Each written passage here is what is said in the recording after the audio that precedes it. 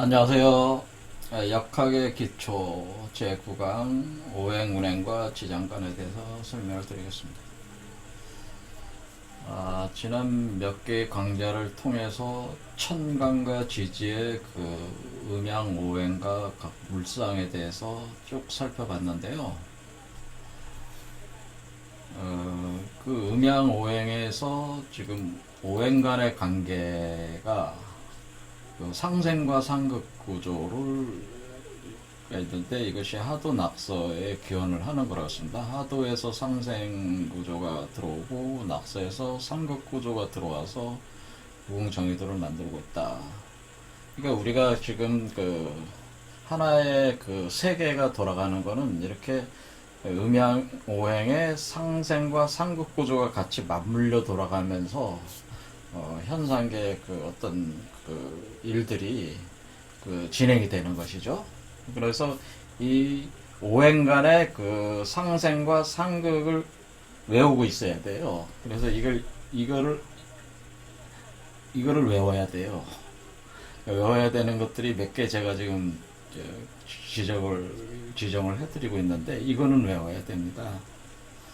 그러니까 하도에서 기원하는 상생 구조는 수생목, 그러니까 수생목, 목생화, 화생토, 토생금, 금생수입니다. 그리고 낙서의 토대를 둔 오행 상극 구조는 수가 화를 극하고 화가 금을 극하고 금이 목을 극하고 목이 토를 극하고 토가 수를 극하는 방향으로 되는. 그래서 이거를 하나의 그 도상, 자, 요게 하나의 그 도상으로 표현한 것이 이거죠. 요게 요 상생과 상극이 들어온 거예요. 그러니까 오행, 상생, 상극. 그러니까 반드시 생하면은 극하는 것이 있어서 이게 같이 돌아가주는 거예요. 같이 돌아가주는데, 생극을 자유롭게 하는 게, 이 생극을 자유롭게 돌리는 존재가 바로, 여기서 나오는 그 성인이나 이런 그 존재들은 상생과 생극을 자유롭게 돌리는 존재들. 근데 사람들은 그 생극을 자유롭게 운행을 못하는 존재들이라고 이렇게 보면 돼. 그러니까, 극하면서 생하는, 극생시키는 존재들이 이게 성인이에요. 극생할 수 있는. 극을 생으로 돌리는 그 메커니즘을 돌릴 수 있는 사람들 우리가 성인이라고 하는 거예요. 근데 사람들은 극하는데 생을 못해. 일반 사람들은 탈을 극하면은 내가 잘 먹고 잘 사는 위해서 탈을 극하게 되기 때문에 탈을 죽이는 걸로 그냥 끝나버리네. 그래서 결국 자기도 극을 당해서 죽게 되는 게. 누구한테 극을 당해? 자식한테 극을 당해. 자식한테 다 넘겨주고 죽어야 돼요. 그러니까 극을 하고 극을 당하는 것이 그 인생살인데, 성인이라고 하는 존재들은 극을 하면서 생으로 돌려주고, 극을 당하면서 생으로 맞는 그런 존재가 성인이다. 그런 겁니다. 그러니까 극생이 항상 있는 것이지, 극만 있고 극이나 생이 따로따로 있는 게 아니고, 극생은 그 양면성이라고 하는 거죠. 그러니까 그러니까 어떤 사람은 뭐 상생으로 가야 된다. 그 상생이 아니고, 극하면서 생으로 가는 게 상생이다. 그런 얘기. 그래서 우리가 상극사회에서 상생사회로 간다고 하는 것은, 예전에는 내가 살기 위해서 타를 극하는 이기적인 욕망의 사회였다면, 지금은 어떻게 나를 극함으로써 또 생으로 돌리는 이치로 타를 또 살리는 그런 개념이 돼서 상생사회가 된다고 하는 거죠. 하지만 그 바탕에는 다 극생이 다 있다고 하는 거예요. 생극이 다 있는 거기 때문에 극만 있고 생만 있고 그런 건 없는 거예요. 생극이 다 있어야 된다. 그런 겁니다. 있다. 그런 얘기죠. 그래서 이렇게 이 상생과 상극의 이 메커니즘은 알고 있어야 돼. 이게 우주 자연의 원리가 그렇대. 원리. 이건 원리이기 때문에 예, 원리입니다. 원리인데 단지 그 운행의 대상이 되는 그 세계가 달라지는 거죠. 그러니까 그 세계 자체가 달라지면서 그 원리가 운행되는 것이 다른 작용적인 관점에서 다르게 보이는 것뿐이지 사실은 생각이 같이 이렇게 항상 같이 존재를 한다고 하는 거예요. 원리라고 하는 거예요. 그래서 이 원리적 측면에서 우리가 우리 동양 역학에서는 오행, 상생, 상극에 대해서 이런 아주 명쾌한 논리가 있는데 반해서 서양은 뭐가 있어요? 서양은 지수화풍이라고 해요. 지수화풍. 그러니까 인도라든가 메소포타미아, 뭐 그리스, 이집트 이 지역에서는 지수화풍이라고 해서 4대 요소. 그러니까 우리 그 오행하고 똑같은 그 개념의 요소들이 있는데 지수화풍이라고 해서 4개의 요소를 기본으로 지수화풍. 그래서 4대라고 하는 것은 지수화풍. 지수화풍으로 4원소라고 그래서 지수화풍이라는 원소 관계로 이렇게 하는데 이 지수화풍 논리를 가지고 하는 것은 굉장히 취약해. 그러니까 이런 동양의 역학 이론처럼 이거 상생과 상극 구조가 이런 하도와 낙서라는 우주적 원리에 기초를 해서 상생과 상극, 오행의 상생과 상극이 규정이 돼서 우주의 원리적 측면에서 이렇게 아주 세밀하게 정립을 해놓질 않았고 그냥 지수화풍이다 해놓고 하나의 감각적으로만 이것을 파악할 수 있게끔 논리 구성을 하고 있어서 이치로만 보면은 이 원리적 구성한 이치로만 보면은 동양 역학이 훨씬 뛰어나다라고 이렇게 보시면 돼요. 자, 그런 얘기입니다. 그래서 되도록이면 저도 지수화풍 논리를 안 쓰고 동양의 오행의 상생 상극의 이 하도 낙서에 기초한 오행의 상생 상극의 원리를 가지고 설명을 하고 있죠. 그래서 이 오행의 상생 상극은 외워야 된다고 하는 거죠. 이 원리를 외워야 된다고 하는 것이고 청간과 지지의 각 오행의 청간과 지지가 음양 오행으로 할당이 돼 있으니까 그것도 다 외워야 된다. 기본적으로 외워야 된다는 거죠. 이렇게 돼서 이것을 이제는 사주 추명학에서는 이제 그거다가 사주에다가 적용을 하는 거죠. 사주에다 적용을 할 때에 음양 오행 개념을 이제는 청간과 지지의 음양 오행의 서로의 관계를 상생이냐 상극이냐는 거를 따져가지고 기의 흐름을 운행의 흐름을 파악을 해서 그 사람의 운명을 추산을 하는 거예요. 운명의 흐름을 파악해서. 그래서 여기 이제는 유재석 씨 같은 경우 여기가 1972년 08월 14일 요때 이제 태어나셨는데 양력으로 요건 이제 이거 보면은 묘시에서 이 태어난 시간을 모르니까 사람마다 다 뭐 축시다, 묘시다, 뭐 사시다 다 틀려요. 여기는 뭐 묘시라고 여기 띄어놨으니까 묘시겠죠. 이렇게 여기는 묘시로 해놔가지고 뭐 이거 하나 그냥 인터넷에서 그림 있는 거 가져온 겁니다. 이렇게 보면 유재석 씨가 양력 1972년이니까 그때가 임자년, 무신월, 그 다음에 정축일, 계묘시 이때 태어나셨어요. 유재석 씨 유명하죠. 우리 연예계에서 거의 뭐 1위죠. 현재도 아직까지도 1위를 고수를 하고 있죠. 연예계에서 가장 적이 없죠. 적이 없는 사람이라고 그렇게 봐야 되는데 가장 최고 레벨에 지금 올라와 있는 사람이라고 할 수 있는데 이걸 많이 보는 것 같아요. 제가 오늘 이제 강좌를 하기 위해서 이렇게 뒤져보니까 이게 있어서 가져왔습니다. 근데 여기서 이제는 사주팔자를 볼 때 그러니까 이게 천간과 지지로 이루어져 있잖아요. 60갑자니까 각각 4개의 기둥의 사주의 팔자가 이렇게 구성이 되는 거죠. 천간지지, 천간지지, 천간지지, 천간지지에서 일주, 그러니까 연월일시 할 때, 이 연월일시 할 때 태어난 년, 월, 여기 일,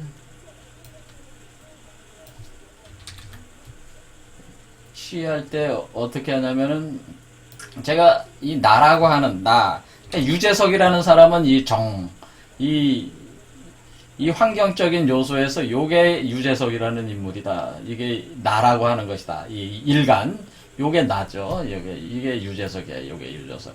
요게 유재석이고, 요 유재석을 중심으로 해서 나머지 청관과 지지의 음양오행을 가지고 이 관계를 먼저 보는 거죠. 그래서 여러분이 이 사주 추명학을 하시는 분들은 그 프로그램이 있어서 그냥 연월일시 딱 치면은 다 뜬다 그런 얘기죠. 유재석이라는 사람인데, 유재석이라는 사람이 있으면은 이 유재석이라는 사람이 정화잖아요. 정화니까 음화란 말이에요. 음이면서 화, 불이니까, 자, 오행에서 음이면서 불이니까 이거와 이제는 그거를 관계를 우리가 일일이 이렇게 하기 힘드니까 그 명칭을 줘놨단 말이에요. 그러니까 뭐라고 되어 있냐면은 여기 보면은 비견이라고 했는데, 그러니까 육신론, 십신론, 십성론이라고 해서 그러니까 나와 나머지 오행의 관계다 해서 6이잖아요. 숫자가 6이 나오죠. 그러니까 그것이 그런 의미에서 육신론으로 하는 것도 되고, 그 다음에 이것이 관계를 이렇게 다 따져보면 10개 관계로 나와요. 그래서 하나, 둘, 비견, 겁재, 식신, 상관, 편재, 정지, 편관, 정관, 편인, 인수 이렇게 10개가 나오니까 이걸 십신론이다, 십성론이다 이렇게 하는 겁니다. 그럼 이 비견이라고 하는 건 뭐냐면 일간이 나니까 나와 오행이 동일하고 음양이 서로 같은 것이다 라고 하는 거잖아요. 근데 여기에는 그게 없잖아요. 그게 없으니까, 그러니까 이게 난데, 이게 유재석인데, 유재석의 나머지 청간 지지가 아니니까, 이건 지금 비견은 없는 거죠. 그 다음 겁재는, 일간과 오행은 동일하지만 음양과 일간이 서로 다른 것. 그렇죠. 이렇게 오행과 오행 간의 관계를 보고 이 생극을 정해야 되는 거잖아요. 생극 관계가 정해지는 거잖아요. 음양 오행이 정해져야지. 그러니까 지금 여기 청관과 지지에는 지금 없죠. 유재석 씨는 식신. 근데 식신은 있어. 일간이 생하는 오행이다. 그래서 뭐야? 일간이 생하는 오행으로 음양과 일간이 같은 거. 자, 요건 있다. 유재석 씨한테. 어디에 있냐? 이게 여기 보니까 축이 있다라는 거. 축이 식신이잖아요. 이렇게 식신이라고 떠요. 축은 뭐야? 축은 토잖아, 토. 토니까 음토야, 음토. 음십토잖아요. 음십토잖아. 숫자로는 10이 들어가. 이거는 정화는 뭐예요? 이 유재석은 이정화. 이화. 음이화란 말이에요. 그러면은 요게 보면은 어떻게 되는 거예요? 요게 보면은 화니까, 토니까, 어떻게 됩니까?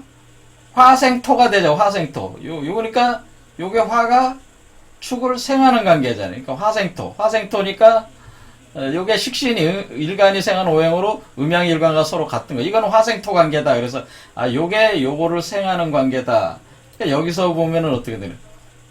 그러니까, 화생토. 그러니까 이 식신이라고 하는 거는 내가 생하는, 그러니까 내가 일간인 내가 생하는 청간이나 지지를 식신이라고 하는구나라는 걸 알 수가 있죠. 이렇게 되는 거죠. 그 다음에 여기 정제다라고 하는 건 정제. 자, 정제는 일간이 극하는 오행으로, 자, 여기는 신이야, 신. 신인 경우는 어떻게 돼? 신은 금이잖아, 금. 근데 저건 양금이란 말이에요. 양구금이란 말이에요. 그렇죠? 양구금인데 화가 금을 극하잖아요. 그렇죠? 일간이 이걸 극해. 극하니까 정제라고 하는 건 내가 극하는 청간이나 지지를 정제라고 하는구나. 이렇게 되는 거죠. 이렇게 요 글자를 다 쓸 수가 없으니까 이렇게 딱딱 명칭을 줘놨다 이거예요. 그 다음에 요 평간 같은 경우, 요게 이제는 개수. 이 개수는 이제 청간이죠. 이건 청간. 청간을 보면은 이거는 육수란 말이에요. 육수. 그러니까 이때는 수와 화의 관계잖아요. 그럼 여기 보면은 내가 수를 수가, 내가 수를 어떻게 하는 게 아니고 수가 나를 극하잖아요. 그렇죠? 그래서 평가는 어때요? 평가는 일간을 극한다. 나를 극한다. 근데 음양이 같잖아요. 그리고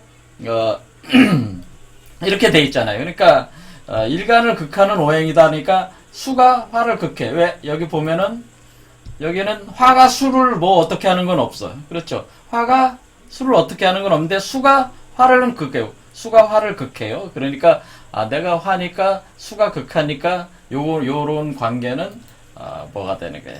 요런 관계는 평관이 된다. 이런 식으로 명칭을 붙여놨다는 거예요. 그러면은 사주를 보는 사람들이 이거 다 몰라도 요거를 가지고 여기 딱딱 편인, 식신, 정제, 평관, 정관, 상관, 이론, 정관, 그 다음에 이걸 이론은 나니까, 그 다음에 평관.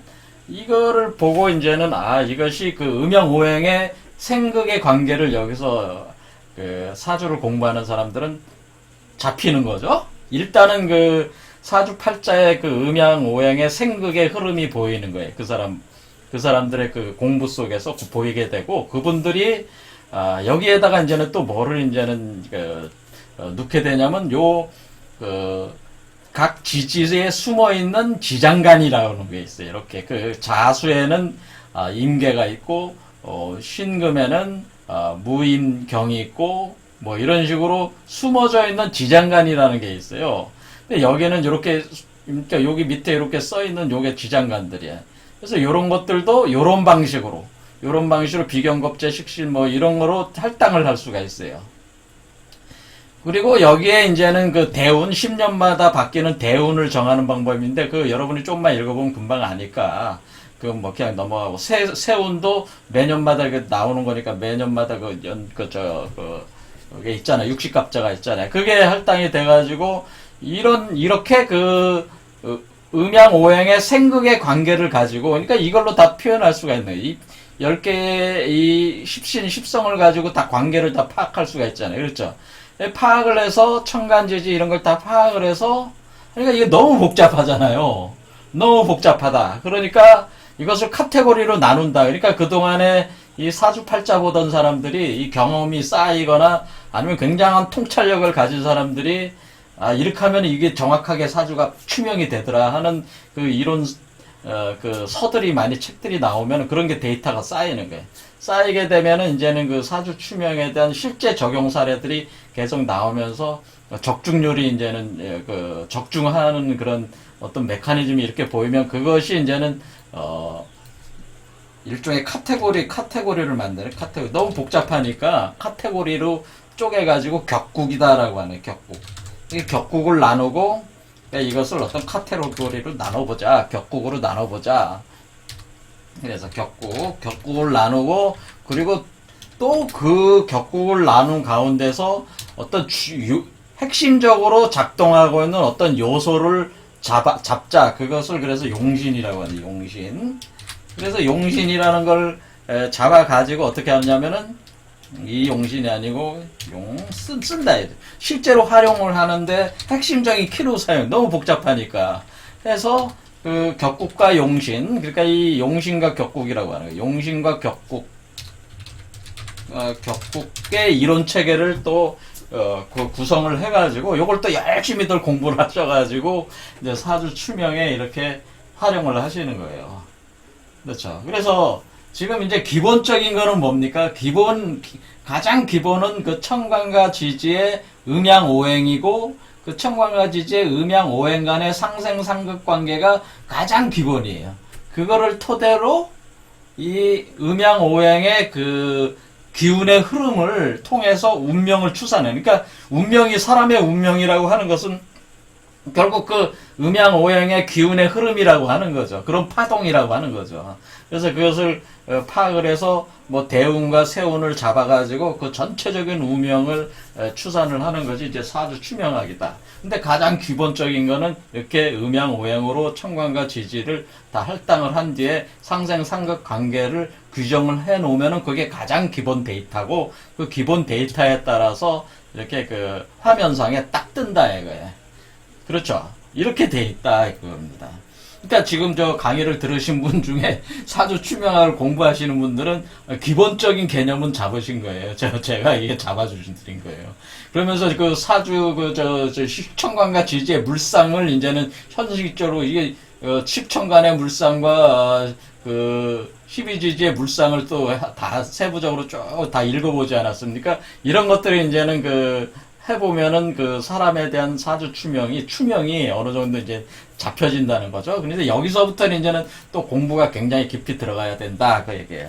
하지만 기본은 이렇다. 그래서, 사주 추명학을 하실 분들은 여기서부터 이제는, 공부를 해보시라. 그 얘기죠. 이런 어떤 특히 제가 볼 때는 용신격국론이 사실은 이거를 해야지만이 전체적인 거를 이렇게 볼 수 있는 그 힘이 생기는데, 문제는 사실은 이 사주팔자를 보는 본래 그 사람 자신의 타고난 어떤, 그러니까 한마디로 이 운명 자체가 사주팔자를 봐줄 만한 실력 있는 사람들이 봐줘야 되는 거지.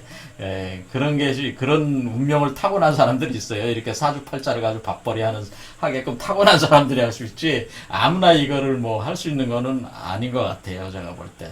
타고나야 돼, 그게.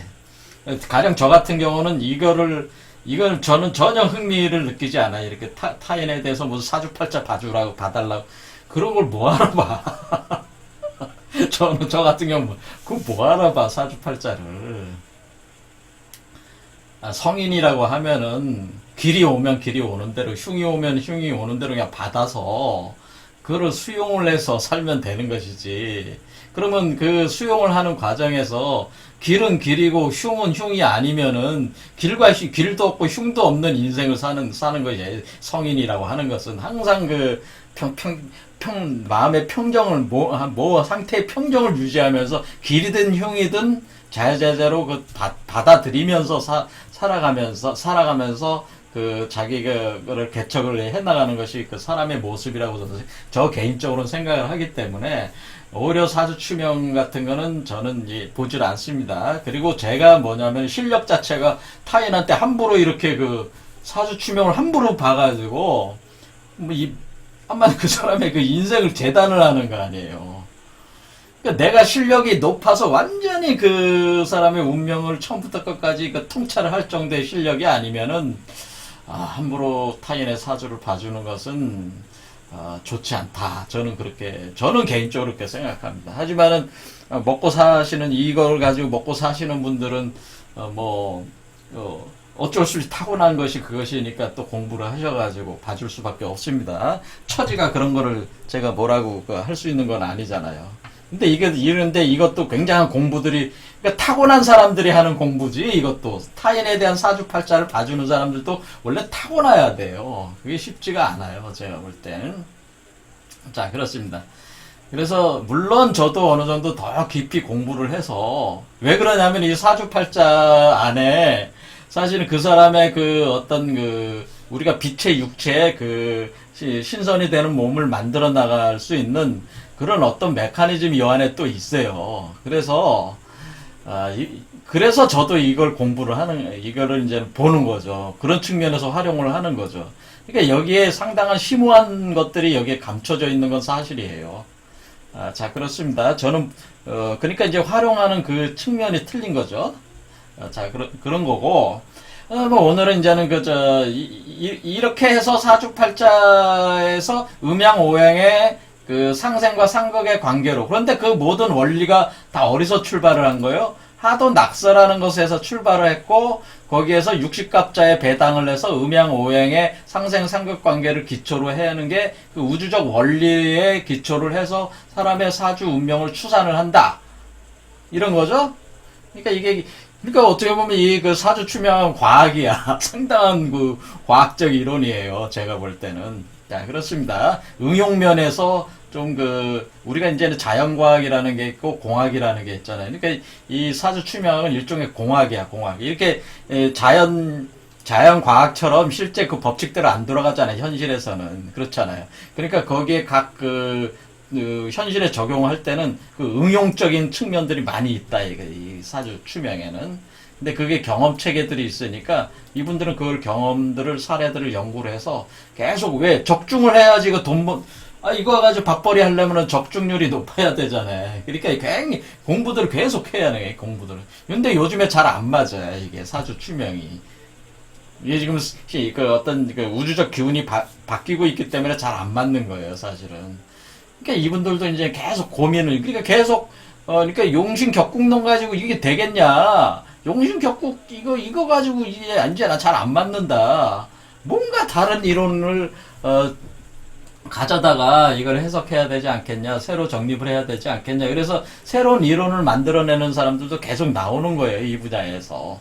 하지만은 어떤 이론을 만들든 간에 가장 기초는 음양오행 상생상극론이다라고 하는 거예요. 여기에 기초를 해서 새로운 이론들도 만들어지는 거지, 별도로 딱 나오는 건 아니다, 그런 얘기죠.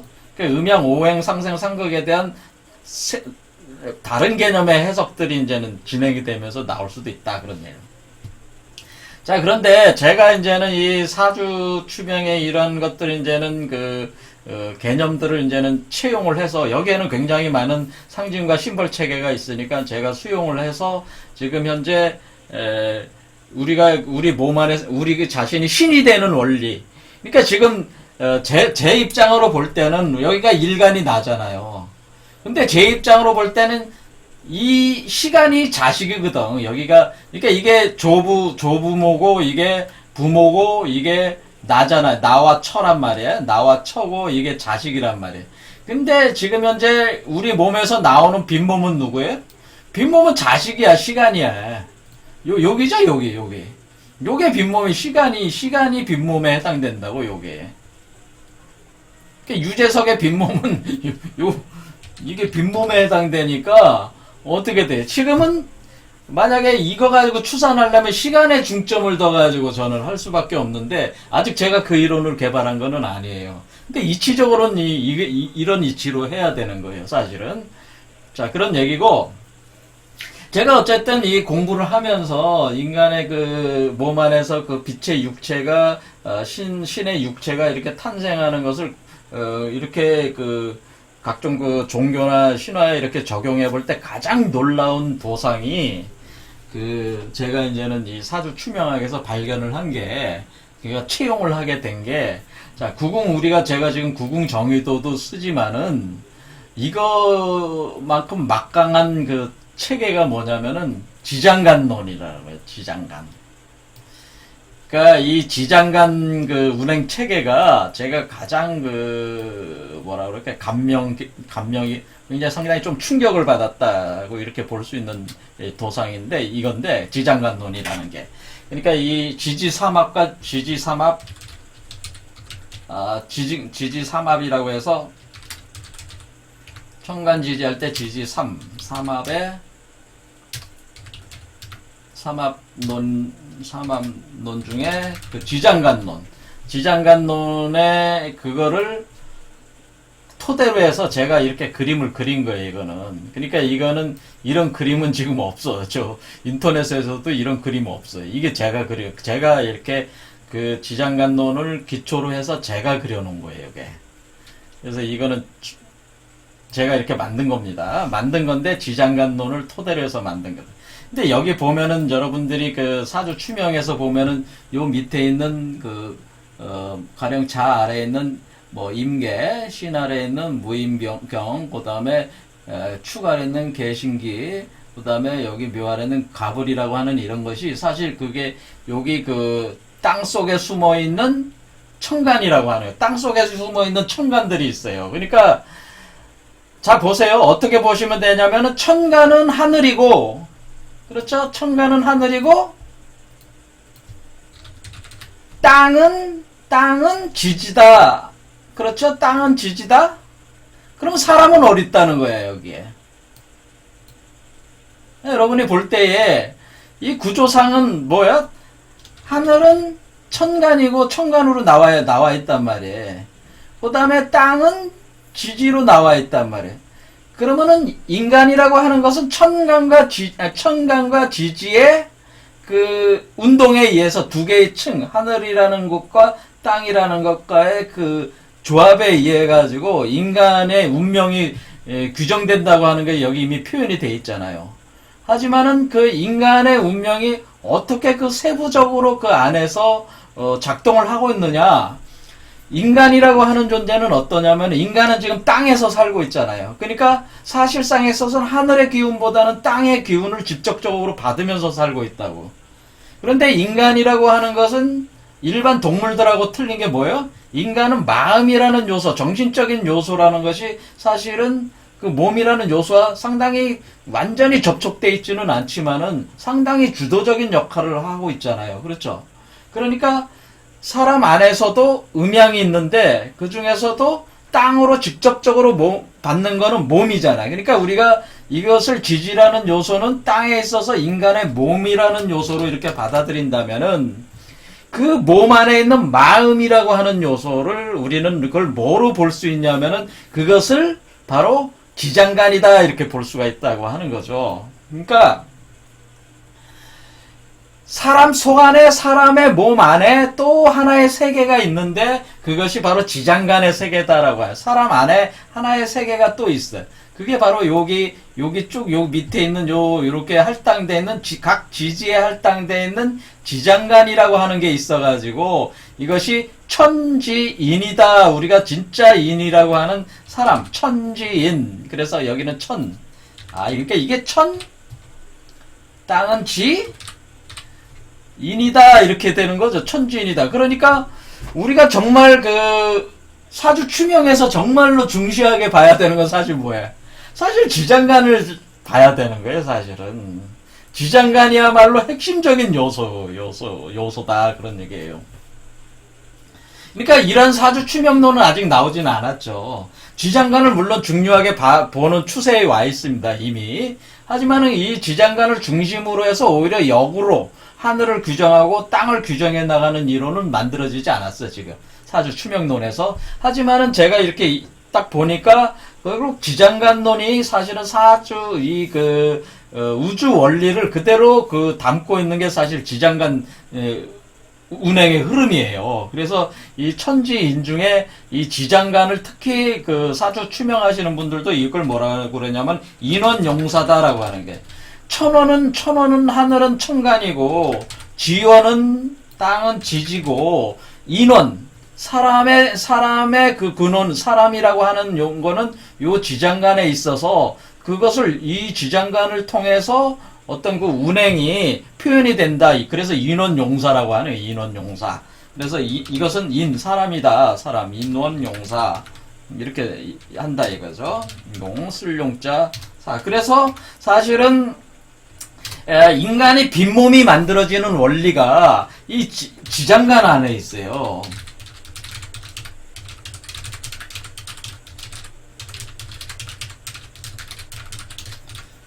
이거를 제가 발견을 한 거예요. 사실은 빈몸이 만들어주는 원리가 지장간 안에 숨어 있는 걸 제가 발견을 한 거예요. 그래서 이 도상을 보니까 정말 너무나 신묘한 도상인데, 이걸 과연 누가 이것을 이 발상을 누가 했느냐? 지장간론에 대한 발상을 한 사람은 찾을 수가 없어요. 누가 이걸 했는지는 몰라요. 지장간론 계속 도대체 이 지장간 시스템을 누가 이걸 알아낸 것이냐. 정말 놀랍다. 제가 이거 굉장히 깜짝 놀랐습니다. 이 지장간론을 보고. 와, 엄청 대단하다, 이거. 이거 도대체 누가 만들었지? 너무 놀랍다. 여기 왜 그러냐, 왜 놀라우냐면은, 일단은 우리가 볼 때는, 여기 볼 때는 오행간의 상생과 상극이 단순하잖아요. 목생화, 화생토, 토생금, 금생수, 수생목이잖아요. 그리고 여기는 금극목, 목국토, 토국수, 수국화, 화극금이지만은, 우리가 이쪽 서쪽에 있을 때도 오행이 없냐면 있다 그거예요. 그러니까 이거 단순하게 이렇게 해놓은 것이지, 사실은 그 오행의 요소들이 같이 묶여서 돌아가고 있는 거예요, 지금. 근데 이렇게 단순한 요런 그림으로서는 도저히 오행이라는 요소의 그 운행을 파악이 안 돼 있어요, 사실은. 이거 자체만 가지고는. 그냥 생극만 보이는 거지. 이건 지금 생극만 보이는 거지. 이게 그냥 단순히 생각만 보이는 거지, 이 안에 있는 어떤 운동성, 변화의 메커니즘은 안 보여, 이게 지금. 이 도로는. 그렇죠?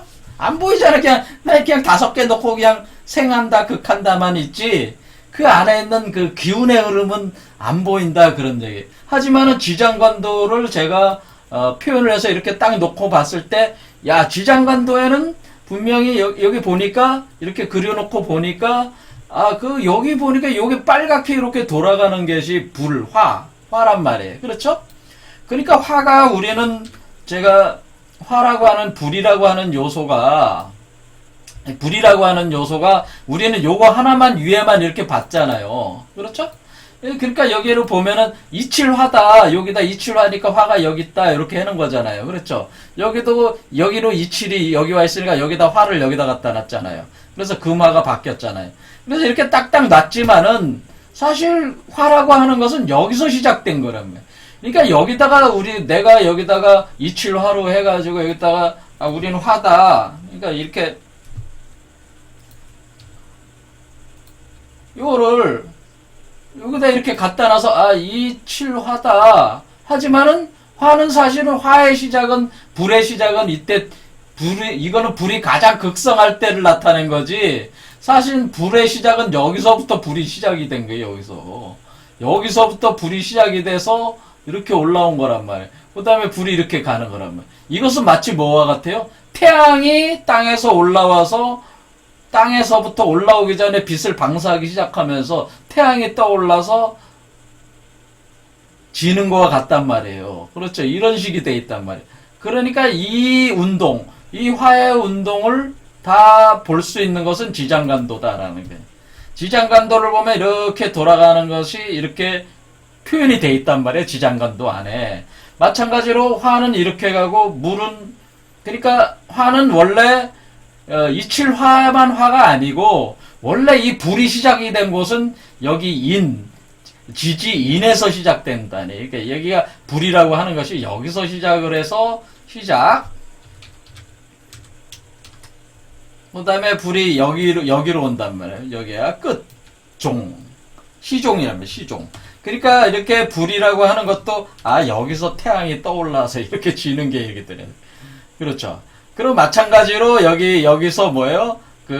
물이라고 하는 것은, 오행의 물이라고 하는 것은 여기서 시작해서 여기다. 근데 우리는 일육수라고 하는 것이, 수라고 하는 것이 가장 극성일 때만, 그러니까 여기 보면은 우리가 오행, 상생, 상극에서 이렇게 배치를 하는 거는 극성일 때의 그 상태를 표현하고 있을 뿐이지, 사실은 기의 운행, 그러니까 목의, 불의 기의 운행, 그 다음에 금의 기의 운행, 수의 기의 운행, 이런 것들은 여기에 지금 이렇게 단순한 거로는 모른단 말이에요. 근데 우리가 빈몸이 생성이 되고 이런 원리를 알려면은 이런 오행의 요소들의 그 운행이 어디서 시작되고 어디서 끝나고 어디서 강하고 어디서 약한 것인가를 이걸 알아야지 이걸 정확하게 알 수가 있는데, 이거는 지장건도는 그걸 다 보여주고 있어요. 그래서 이렇게 화가 이렇게 돌아가고, 수는 신에서 시작해서 자에서 가장 왕성해진 뒤에 진에서 여기로 물로 들어가는 거예요. 여기로 물로 저장이 되는 거예요.